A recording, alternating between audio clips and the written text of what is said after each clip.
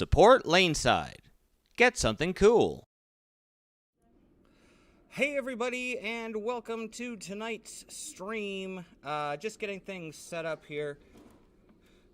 And thank you all for joining us tonight.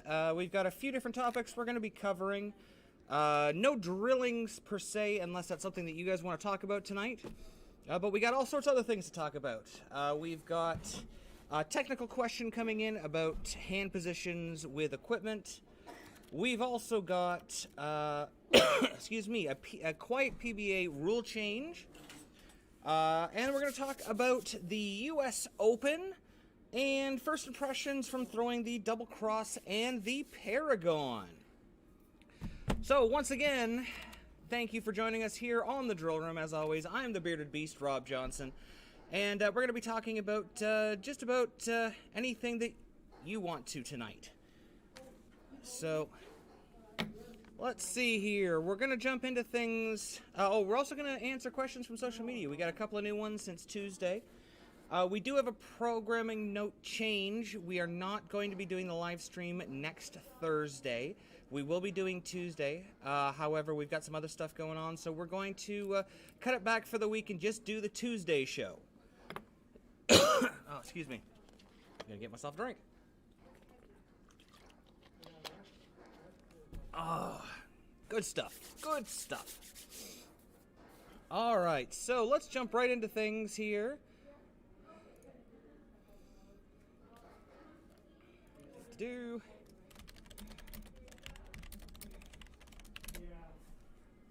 So let's jump right into things, as I said here, and we're going to talk first about a quiet change that was made. Not a lot of people have been talking about this one, but it's a very important one that's coming up. The PBA has made a rule change as of January 2023 that there will no longer be plugged bowling balls allowed to be thrown on tour. Now, a lot of people have theories on this, that it's so that they can further eliminate older Hopkins purple hammers, because most of those would have a weight hole in them. I think it's more of a two-pronged integrity attack, where they want to make sure that the equipment that's being thrown is the newest and most controllable, which means that they don't have to worry about how it's been filled. If see you later, Terry. See if there's other things put into it, void spaces or different weights, things like that. And then, of course, it does eliminate a lot of the older equipment that it was problems in the past. You'll see a lot of things like older Phantoms, purple hammers, Anthony Simonson's grenade, things like that, older urethane. Not necessarily problem urethane, but older urethane that's been thrown on tour. A lot of that is going to become illegal under the new rules.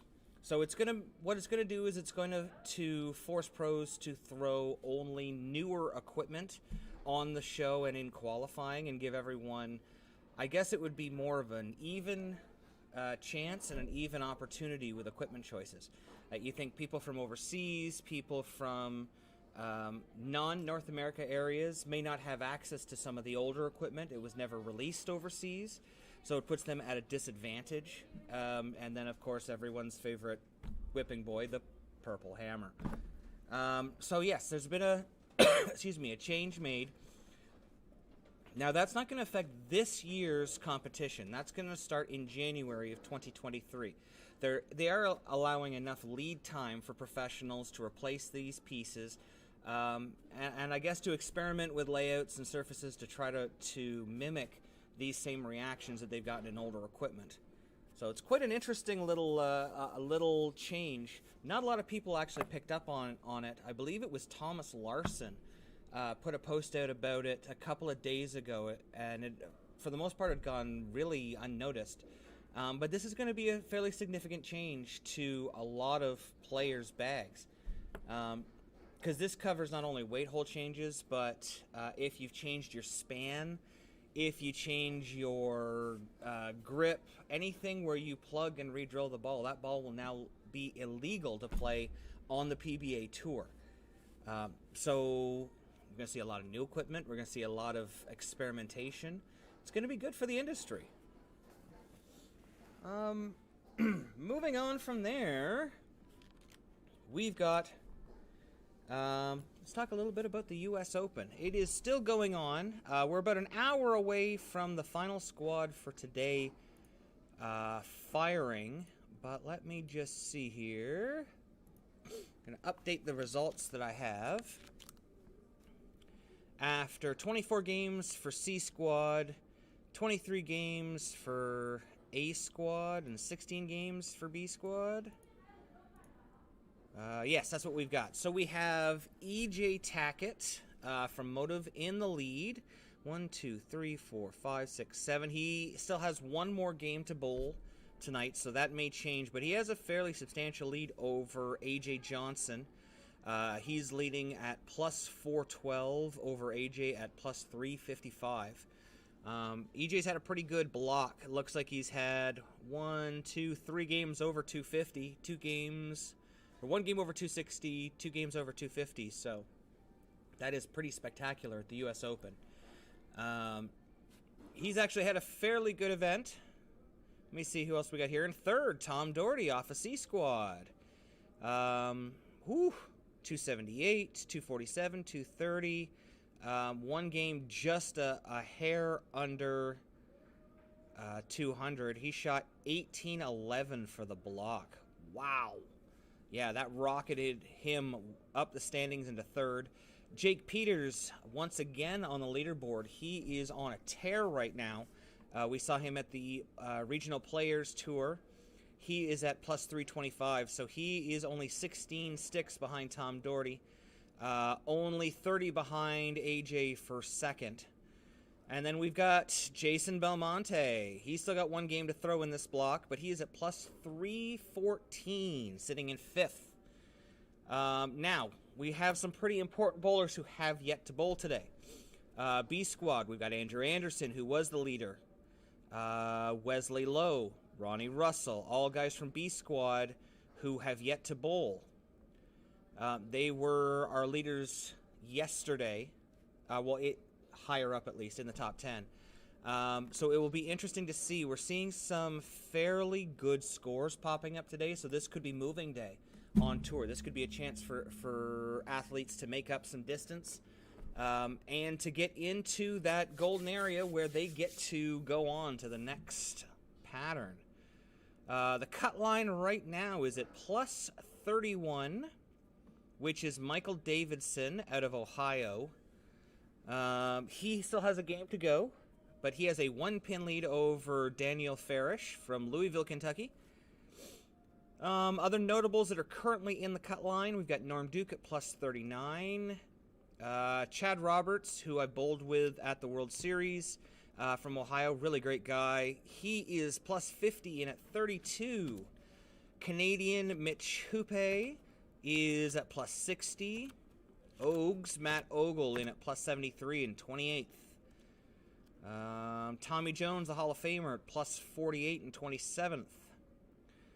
Kyle Sherman at 23rd at plus 102. Another Canadian, Zach Wilkins, from right here in Barrie, Ontario, where we're broadcasting from. He is at plus 107. Oh, excuse me. It is dry in here tonight. Unfortunately. He's in 22nd, as I said. Sam Cooley, just 8 pins ahead in 21st. Anthony Simonson, yet to bowl. He led, I believe, day one. He is at plus 116 in 20th, but has yet to bowl on B Squad. He'll be coming up at 8 p.m. Kyle Troop in 16th. Sean Rash in 14th. Francois Lavoie, another Canadian. Boy, I've heard those Canadians are pretty good bowlers. He is in 11th at plus 199 with one game to go. Now they are bowling right now. You can watch them. Sorry about the tearing here. Got to take the label off. You can watch them on Bowl TV. I believe they're just finishing up the event. You can also watch them on Flow Bowling. I'm going to just do a quick check-in, see if we've got any updates here, where they are in Game 8. Yeah, so they have finished. We're just waiting for the updates. Let's see what we've got. Yeah, because Andrew Anderson was in first by 9 over EJ Tackett. Going into day 3 here. Let's see. Do we have an update? All right. So, oh boy. We talk about moving day. Just from the last time I read these out, Jason Belmonte with his last game. Big 247 his last game to move into second. Knocking AJ down. Tom Doherty into fourth now. Just 20 pins out of second, 10 pins out of third. Jake Peters in fifth. Francois up to eighth, big 233. Let's see here. Sean Rash in 15th. Kyle Troop in 17th. Cut line change here is Chris Prather at plus 30. So some changes there. Michael Tang, Chris Vi just outside the number, as is Jason Sterner. Jason had a really hot start. Looks like he had a couple of 170s today that took away from an otherwise really good performance. I'm trying to see here. Packy Hanrahan, 180, 152 to end his squad to knock him down to tied for 43. He's still only 20 pins out. Oh, but I think he's actually done then. Depends on the rest of the squad. So this is going to be really interesting going in through the last squad here. Quiet, you. All right. Mobile, hello. Scoops, Alice says hi to Uncle Rob. Hi, Alice. That's little Alice Scoops Porter. The mini Scoops. She's like half a Scoops. You know, if we get... if you get Dawn and Nick on here, that's 2 scoops. And then raisins fall from the sky.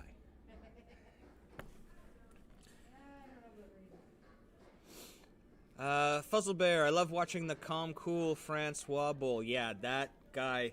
I know they call Jesper the Iceman, but really you could call Francois the Iceman because that man has no emotions.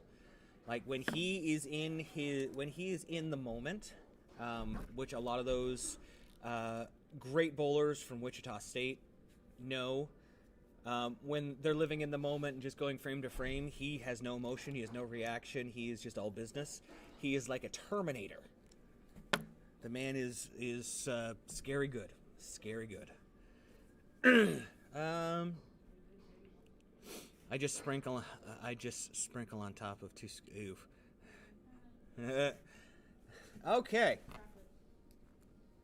So we've got in about 45 minutes the last round of the U.S. Open qualifying for the 3 patterns will get finished. I don't know if you saw the patterns for this week. They are pretty ridiculous. Let's see if I'm going to load them up here. Oil pattern 1 at, excuse me, only 25 units doesn't, it doesn't seem too terrible until you look at the giant middle finger that they drew on it from the 15 board to the 15 board. That is super heavy loads of oil. You think it was 1.67, 1.19 ratio for oil. It was very, very flat and still had the weird oil zone down the middle. That was really, really tough. And then to follow it up day 2 with a completely flat pattern at 27 and a quarter units, but only 37 feet. I know watching a lot of the bowlers, there was a lot of urethane in play. This brings up a great topic that I love to talk to people I coach about, and this is plastic. Something that you should always practice with is throwing your plastic for strikes. There are many situations that you can get into on, especially international tournaments, where you see a lot of friction in the front part of the lane. You actually see a lot of friction in general. And one of the things that I've mentioned to my players before is always practice with your plastic. Always have it as an option. Now, we saw a lot of people at the end of day 2 yesterday from the U.S. Open actually playing plastic. I believe Zach, who rocketed up the charts, he was in the top 10, I think, for a while yesterday. He played a lot of plastic yesterday. Being able to, excuse me just for a second. Sorry. Being able to play plastic, being able to really keep your angles in front of you, being able to just get the ball to the pocket is a skill. And it's an important one. When all else fails, you've heard Nelson Burton made this really famous. You know, when all else fails, rocket to the pocket. Don't give up the head pin. Plastic is always an option. When they are super burnt out, when there's too much friction, when they are super over-under, you can play plastic straight to the pocket and worry about picking up your 8-pin, your 10-pin, as long as you're getting it into the right zone. And we saw it a lot yesterday. 37 feet, that's a fairly short pattern. And when you look, even throwing things like the purple hammer, the ball was hooking a ton. Like, it's loud in here tonight. It's okay, hon. But yeah, it gets super duper, it gets super tough. And plastic takes that friction out of play and allows you to get the ball to the pocket. Good heavens. 37 feet, 28 units flat. The combine looks like it was at 21 feet. 18 feet forward, 8 feet reverse, so that pattern was going to fall apart in a hurry. Like it was going to shape in a hurry. So yeah, plastic, it's something that people should always practice with. That's what the Spy came out for. A plastic with a core gives you just that little bit more option to carry if you have to play it. I bowl in a league with a light oil shot. Plastic always comes in for us in the third game. Yeah, absolutely. When we do the next set of reviews, we're gonna have the Spy out there and show you what you can do with it. We'll show it at shiny and then hit it with some surface and kind of show. It's also a great training tool to allow you to work on making sure that you're consistent in hitting your marks. We know that plastic isn't going to hook a ton. Even with the Spy at 2000, you might get 5-6 boards of total hook. It allows you to, on drier lanes, work on just hitting your spots, being consistent in the way that you're throwing it in your swing slot, and it'll allow you to score easier. So good on them. The U.S. Open is always a grind. I was actually very happy to see them adding a pattern that would be that challenging into it. Ooh, it's a see-through bottle. Let's go on to day 3, which is today's pattern they're bowling on. 41 feet, 32.35 mils, 23 forward, 9 reverse, pretty tapered, 1.67 ratio on the outside, 1-to-1 ratio. Oop. Give me 1 second.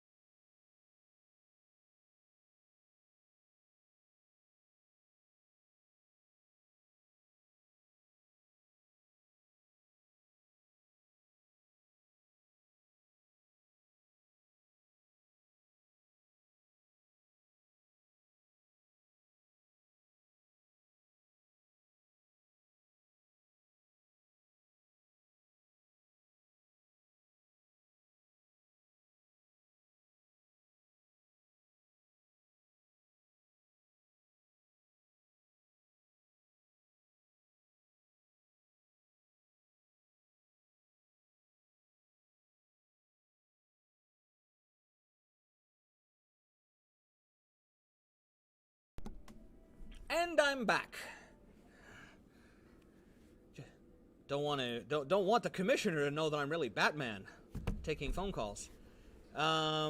So yeah, this, even though this pattern has a fair amount of shape to it, it's a tapered shape, it actually gets harder through the middle, a lot harder, and the taper to the outside really isn't that much of a taper. So this is a pattern that, start out pretty tough, but I can see why that there's some scores coming late off of it, because once you create a friction point to it, at least you've got somewhere to throw it to, and in theory, there's more oil through the middle. You could definitely open these lanes up and called it moving day for a reason. You can really open the scores up by moving inside once there's friction. So let's see. I'm just going to see what tomorrow's pattern is. For those who make it to tomorrow, oil pattern 4. Let's see here. 40 feet. 29.34 mils, 19 mils forward, 10.4 in reverse. This pattern's a little bit asymmetric towards the right-handers. This should hold up a little bit more. Looks like the oil's more in the track area. This is gonna score. This one's gonna really score high, I think. Where the oil is there, they're going to be able to really parallel in off of it.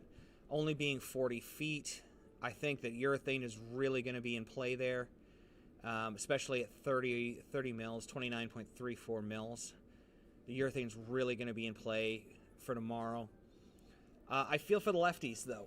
Being asymmetric more towards the right-handers, their area is going to track up a little bit quicker. But they don't have as much oil on their side to track down with urethane. So I think we may see some purples come out tomorrow. It might be, I don't know, the Pink Widow might be a good option tomorrow. The Pink Widow might be a really good option. I think you'll see some UC3s from Storm or some Rotogrip early. I don't know if the Pitch Black is going to look so good being a little smoother.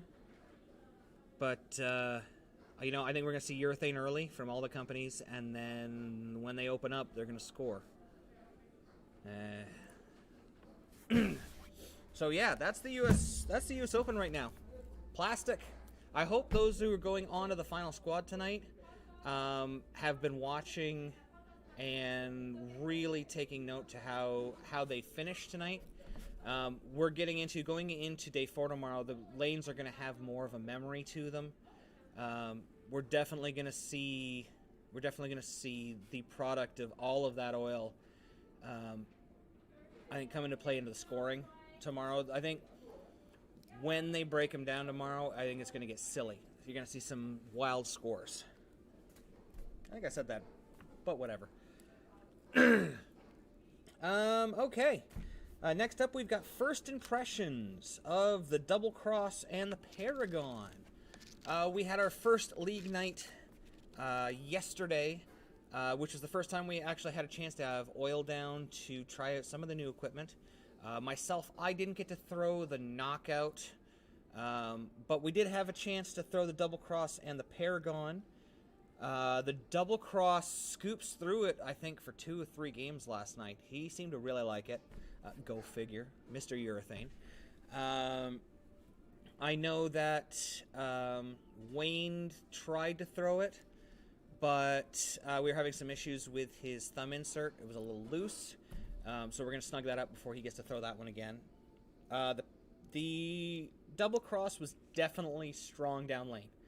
I think Scoops himself had said that it's probably pretty close to the purple, but you could see the difference in the shape and the distances that the asymmetric versus the symmetric created. But that's encouraging knowing how strong it is. Now that we have the pink coming, we're going to have something that's going to be comparable. And like a lot of people have asked, we're actually going to put it up against the purple. We're going to see which one is stronger, which one hooks more, because this is also going to be the battle of the old school purple cover stock versus the new U73, the slightly harder cover stock. So we'll get to see what differences there are there. The Paragon is a monster. We see here from Dodge Viper, last night make me love the Paragon even more. That thing is a strong monster. I got to throw it a little bit. I had it against my results Pearl, which we were working on Tuesday. We had that at 2,000, 3,000. I had it about 6 feet earlier, but still had a surprising amount of motion, even though where it was reading the mid lane. I'm thinking that when we go to test this for the video, that we're not going to probably strike with it until we get fairly deep. This thing is going to be an oil monster. I know, I think Wayne threw it, and he threw one shot, and it hooked about 4 or 5 feet early, even for him, on where he was throwing it last night. So it's going to be fun to throw it. All you speed dominant players, this one's going to be one to watch out for, especially because we drilled one for him with a longer pin in it. It's got a 5-inch pin, which means it's going to lose tilt, so it's going to have a fairly hard reaction as it starts to slow down. So far so good. Double cross hits like a tank. I still don't think I've broken. I still seen a stronger Brooklyn Strike. Yeah, it hits hard. Being dynamic core, it's got the improved hitting ability in it as well. So, yeah, pretty good ball. Double cross hits like good urethane. It hits like a purple. It's good. Ones we still have to take a look at. I'm gonna have to ask Scoops what he's got going on tomorrow. Whether we're gonna shoot, excuse me, some videos tomorrow or do them all on the weekend. We're gonna try to knock out all the reviews. I still have to drill that eruption. I still don't know what I want to do with it. I'm really perplexed. Because I know what it's supposed to do, but I don't know where it fits into my arsenal right now. Not that I don't want to drill it, but I'm just not sure how I want to drill it. So I guess we'll find out when the show comes, because I got to do everybody's. Now, let's go to some questions from social media. Got a few of these this week, some updates, all sorts of good stuff. Oh. Social media. Going to my comments. Now, Dodge Viper there, speaking of strong Brooklyn Strikes, he already gets some pretty wild hits. I'm looking forward, if he gets a Paragon, I'm looking forward to seeing how that ball's going to hit. All right, so let's see here. Got a question from Scotty Thompson. Have you ever thrown the Brunswick Igniter? We haven't done it for the show, but let's look up a little bit of information. We can talk about it a little bit.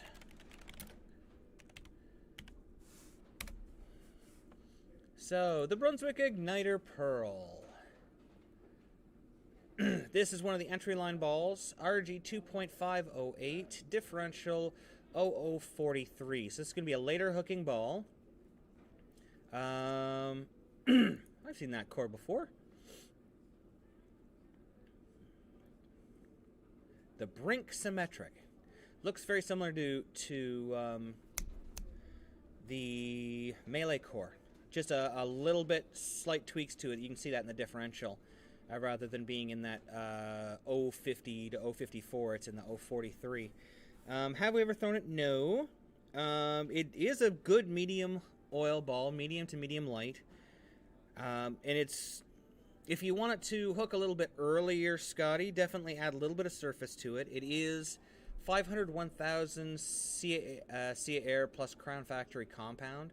So if you were to hit that at like a 2000 grit, it'll definitely hook even more than what you're seeing now. I'm not sure if you're looking at what the question was, but we haven't thrown it ourselves. But in looking at it and knowing the industry, it's a great medium ball. So, good choice. Corbin. Oh, hey! Corbin's driving back from getting his big shim drilled. Looking forward to hearing about it. Definitely looking forward to hearing more about that. Now, I had a great conversation. Well, I've got a conversation going with JD right now. We're talking more about body position. Unfortunately, I don't get good Facebook where I am. We're on a VPN that blocks it, so I can't always get back and forth with him, but I thought it would be good to talk about what we've been talking about, because it's a fairly common thing that I get asked. So let me just grab a bowling ball here. Give me 1 second. Oh, old man Rob creaking over to grab a spare ball. Everybody's favorite. Let's see if this ball even shows up. I might have, yeah, that's a ball that kind of disappears when you use a green screen. Ooh. There's an orange one right there. If you could pass me that one, that would be wonderful. Yes, my Zenith Solid. Thank you kindly. All right, so we've got a Zenith Solid here. Now, a lot of people talk about getting their hand behind the ball or getting under the ball, and I think sometimes it gets misunderstood what we're asking or what's being asked of the bowler. A lot of people think getting their hand under the ball literally means their hand under the ball. And this is not exactly what we're looking for. You can't have your hand under the ball through the whole shot. It just doesn't work. At some point, your hand's going to be on the side or what have you. What we're asking, there's an equator for the ball, okay? You think if your thumb is right on the top here, there's an equator to the ball. If your hand is on top of the ball, it means your thumb is right on the top and your fingers are above the equator, okay? That's hand on top of the ball. What we want for hand behind the ball or under the ball is this. We want the fingers below the center of the ball, below the equator of the ball. To get really underneath the ball, you might be there, okay? Another one that's very common is being on the inside or the outside of the ball. People think to be on the inside of the ball, you have to like turn your hand over and have your hand way over here. Whatever makes you comfortable, that's fine. But for me, if I see somebody doing this, I know their bicep is engaged, I know their shoulder's engaged, because they have to physically hold that ball in a weird direction on their body. Okay, the inside of the ball, working the inside of the ball, maybe there. Okay, this is directly under the ball in setup. That's a little inside the ball. Outside the ball. A lot of people are like, oh, you have to set up with the ball underneath. Okay, this right here, this is great. This is where we'd like you to be, but not everyone's body functions this way. Think about Tom Baker, okay? Great example, Tom Baker. Sets up like this. See Chris Barnes sometimes set up like this. But when you watch them get into their shot, their hand always rotates to the bottom of the ball as they're going through their swing. By having their hand below the equator and either directly behind or slightly inside the ball, as your swing comes through, it's going to allow your forearm to face up. This is going to allow the ball to roll off your hand this way, or just a little touch to get some rotation. When you start contorting your hand, contorting your arm, and activating your shoulder, the first thing that happens on the downswing, see my elbow? Even though I can get my hand back underneath, it's changing the direction of my swing plane. By keeping your hand underneath or slightly to the inside, not here, slightly to the inside, it allows you to keep your elbow facing up, your forearm facing up, and to create forward rotation.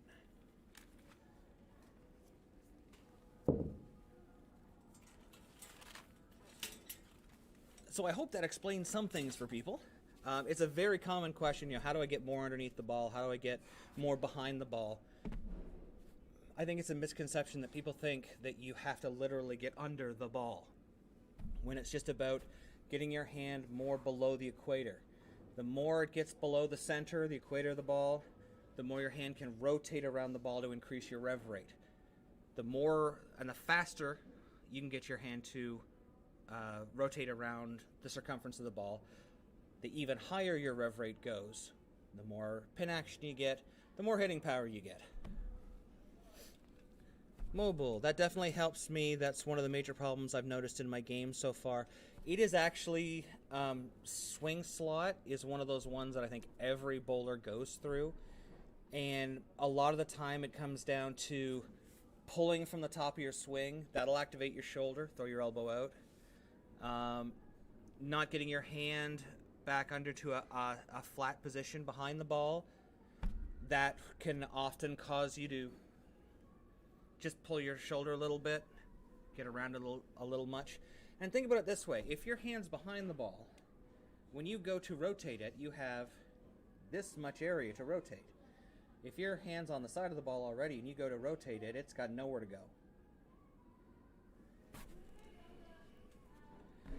go. Some of us once a month. Use once a month. So, but yeah, that's it's a question that comes up a ton, just a ton. We have another camera that we've picked up, and we're going to be able to right over screen this way for the next show. We're going to be able to do some more technical stuff, standing up where you're going to be able to see. Unfortunately, you're going to be able to see all of me, not just from like the chest up. But we're going to be able to get into a lot more technical things. This is something I've just learned in the last week. Used to completely under the boulder. Yeah, and here's the thing. The more that you, this is one I just learned recently. The more that you cup the ball at the beginning of your swing, the more that you cup it like this, the more active your bicep is, the more active your shoulder is, the more chance there is to activate it to lift the ball and to pull the ball down through your swing, which then causes you to push your elbow around. Really, what we need to remember is our shoulder and our arm to this point is just a rocket booster. It is just there to keep the swing online. It's not there to generate speed. It's not there to generate rev rate. It's just there to guide the ball along its way. Our legs are the rocket engines. That's what impart power on the ball. And from here down, this is all rev rate. This is the only thing that can impart rev rate on the ball. If we can all remember that, it makes it a lot easier to get people to understand where they need to be in their game. If you think of your arm as not creating ball speed, but just keeping a ball in line, you're less likely to try to engage it, to try to pull your shot or throw it harder. If you know your legs are your source of speed, you concentrate on getting into your power step and the power generated transitioning from power step to slide. It takes a lot of things off the plate that tend to make it more difficult for bowlers to bowl and allows them to concentrate on things like ball motion, what they're seeing in front of them.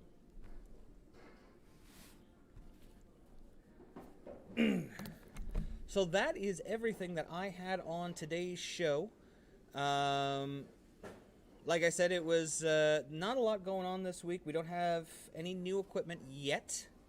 That'll be coming in, we're hoping, for Tuesday of next week. Otherwise, we'll have a special drilling episode when they come in. Are there any other questions out there that anything anybody wants to talk about?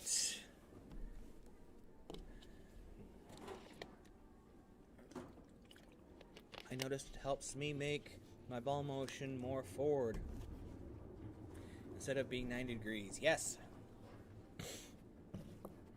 You think this is something that a lot of bowlers have never been told, and I think it's an important part of the sport. Anybody can hook the ball. Anybody can get up there and pick up a bowling ball with 2 fingers or 2 fingers and a thumb and rev the heck out of it and make it hook. The game of bowling is not about hooking the ball. The game of bowling is about knocking down the most amount of pins. When you stop looking at hey, it's cool to hook the ball. Hey, it's really neat that I can make it go from from this gutter to that gutter and back.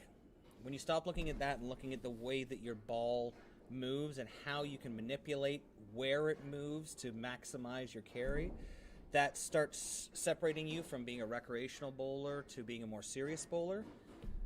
It really changes your entire outlook on the game. We look at the game not left to right, those 40 inches left to right. We look at it at the 60 feet from foul line to head pin. We look at, you think about it, 40 inches is not a lot of room. You think controlling 40 inches is easy. Controlling 60 feet, that is the difficulty. That is where that separates the better bowlers from the elite bowlers. And learning how to forward roll it. If you look at most of the professionals, their roll tends to be much more forward, much more controllable. So the ball, when it hits the end of the pattern, when the oil meets the friction or the transition, it's not jumpy. It's smoother. It's more easily read. Learning how to lower, or at least to manipulate your rotation, is something that I recommend to everybody that I coach, whether it be a national player, a professional, an amateur, because different lane conditions require different abilities. You think a short pattern, your ball speed, probably pretty important. Your rotation, you can probably get the ball there no matter how you rotate it. You want to know, but you want to manipulate how the ball goes through the pins. Put that against a long pattern where speed, relatively important, but rotation, making sure that in that last couple of feet where the ball actually gets a transition, it's not jumping, or making sure that it is stopping, slowing down, and getting through the pins is much more important. So being able to manipulate your roll, manipulate your rotation is a huge part of becoming a tournament player.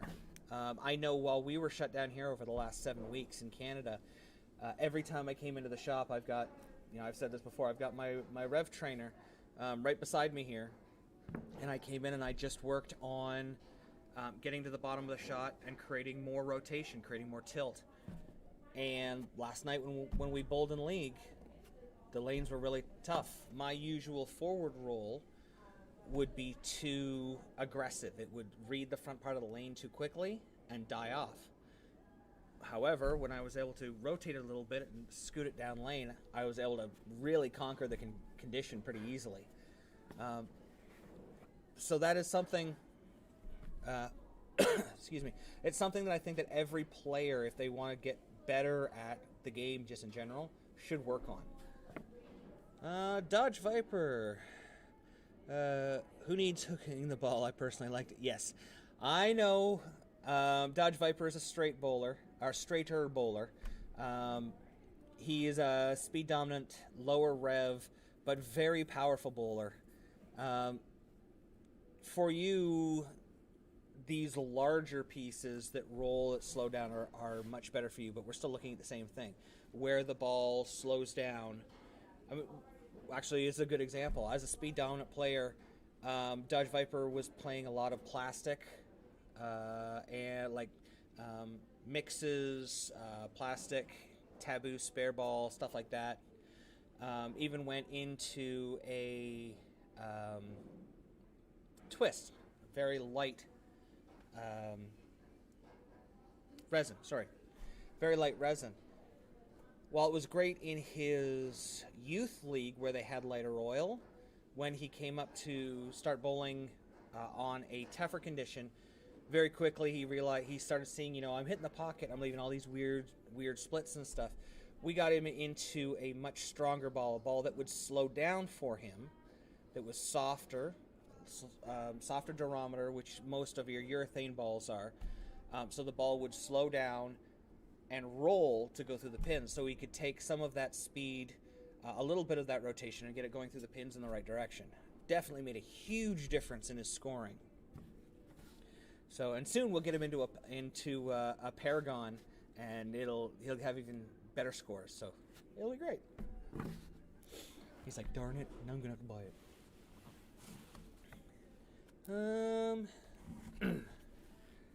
I think we're about 11 minutes away from the next round of the U.S. Open, so I'm not going to keep going too long tonight. Let everybody get to things pretty well. We've had some long ones in the last few. Wanted to remind everyone that they can catch us on social media at lanesidereviews.com. That'll take you to our Facebook. Or you can search up Laneside Reviews on just about every social platform. Here on Twitch and on YouTube, you just look up Laneside Reviews. Laneside Reviews or Bearded Beast on TikTok. Laneside Reviews on Twitter. We are everywhere. Scary, isn't it? Dodge Viper, twist my arm. Oh, twist my arm. Don't forget, if you have some questions. Oh, speaking of questions, by email. Definitely please take the time to send us questions if you have them by email at lanesidereviews@live.com. I did have one come in that I'm going to just read a little bit of. We had one of our fans contact us. They have a junior, a minor, 17-year-old, who is looking for some help with layouts and arsenal selection and some virtual coaching. And wondered if that was available. Absolutely that is. If you check out our Patreon, it is now fixed. We were having a little bit of issue with it. Check out our Patreon. There are different levels. You can make donations or pick up coaching, arsenal creation, one-on-one sessions. Everything is available through our Patreon. Once again, patreon.com/lanesidereviews. But you can also tip us on here on Twitch. We do have a shirt store currently, but it looks like we are going to be moving it over here with some new designs. So keep an eye out for that soon. Another question here. Fuzzlebear, glad I was finally able to catch another one of these live. Really enjoy the Bearded Beast explanation. Oh, thank you. Thank you very much. Glad to share whatever information I have. I have been blessed. Back in 2013, I decided to go to the World Series and thought I had a lot of knowledge on bowling from my experiences and from what I'd done. And in the last 9 years, 8.5, 9 years, I have spent just about every waking minute learning, reading, watching everything I can for bowling, and I really enjoy trying to share it with everyone. When I was growing up, though we had coaches locally, our coaches weren't really trained. Canada didn't really have a program the way that we do now, and I didn't have access to the best coaching like everyone does now, just even virtually. So I wanted to make sure, that's the reason I got into coaching, make sure that any person who wanted to learn, who really wanted to learn more about the sport, had access to it no matter where they were in the world. So I've put in, people talk about, their 10,000 hours. I probably put in 100,000 hours by now in training. So to be able to help anyone, to share this knowledge, if I help anyone catch that spark and get over that hurdle that they had, that's what I do this for. It means everything to me. So I'm glad I could share. Honestly, any questions you all have about bowling, please send them through. I love doing this. It's the reason I'm a national coach. It's the reason why I work with players, even from juniors all the way up to seniors. I just love to give back because I have been blessed with meeting some of the greatest in the world and working with and learning from some of the greatest in the world.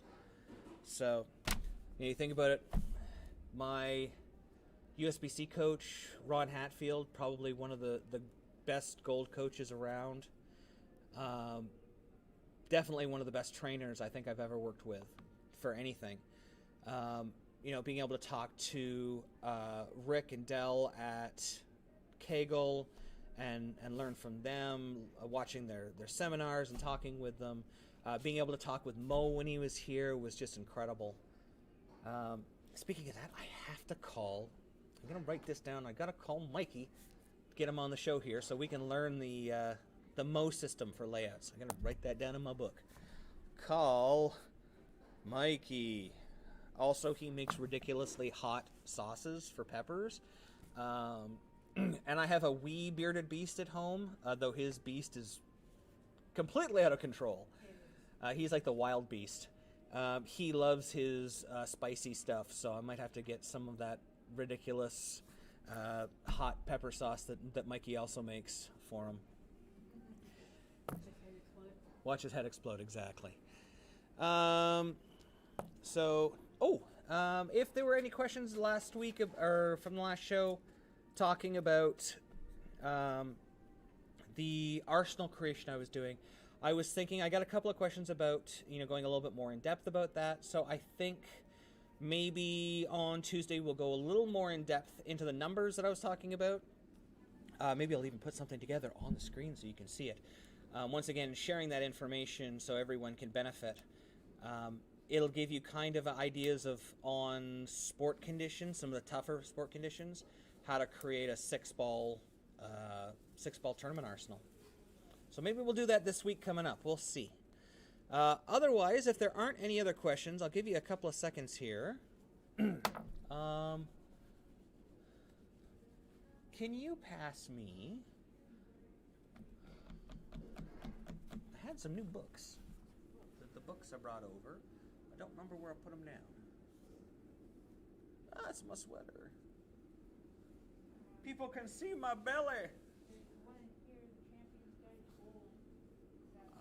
No, not that one. I'll be right back.